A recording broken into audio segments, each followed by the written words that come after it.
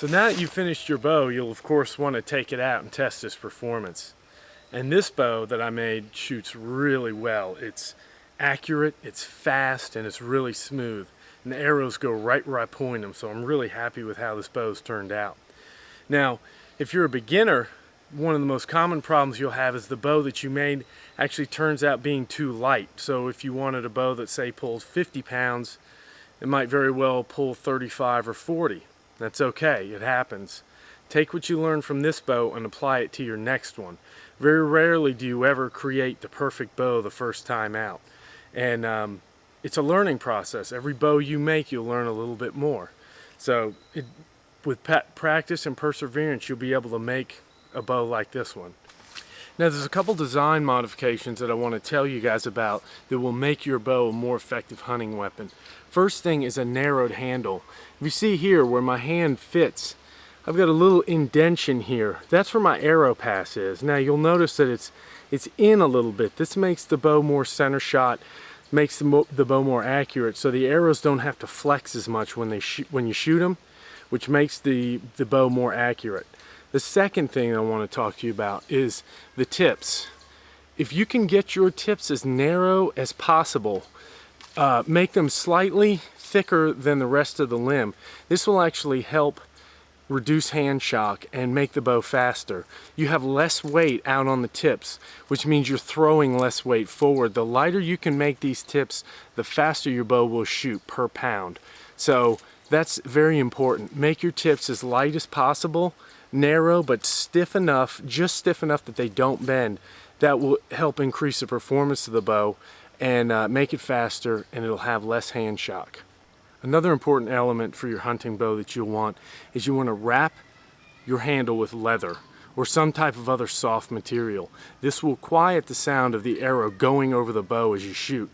If you shoot against a hard surface, a lot of time the arrow will bang against the bow, bang, and make a loud noise like that, which can alert game. So you want to always put something soft and padded where your arrow goes against the bow, and that will help quiet the sound of the arrow going over the bow and make it a much more stealthy weapon.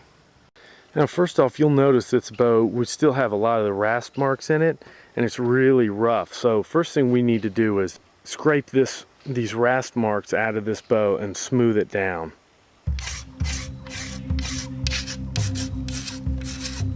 The entire bow should be scraped to remove all marks left by the rasp. If you're meticulous like I am, then this will take some time, so be prepared to invest the time to do it right. You also want to round off these corners. You don't want anything really sharp, any sharp edges.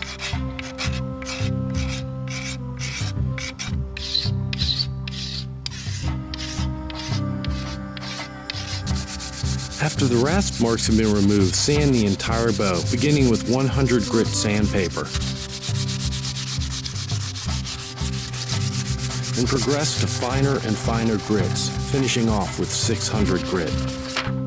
This is my favorite part of making a wooden bow. All of the work and effort comes down to finishing the weapon, and this is where the true beauty of the wood and the craftsman's skill is finally revealed. Boy, this thing is so smooth now.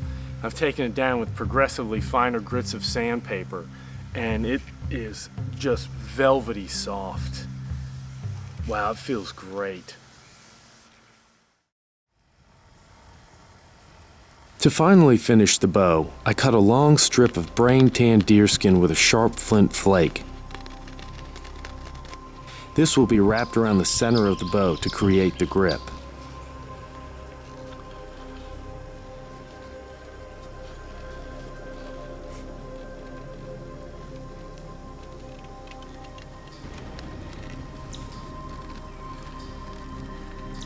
As I wrap the handle, I think back to the journey I've shared with all of you, from selecting and cutting the tree down, to cutting it to length, to splitting it, to exploring it with a draw knife and roughing it out, from getting the bow's basic shape to its first signs of life, and tillering it, and then final scraping and sanding. I'm honored to have shared this ancient journey with you. This bow is finally completed, and now it's time to unveil the fruits of our work together and bring this prehistoric weapon back to life.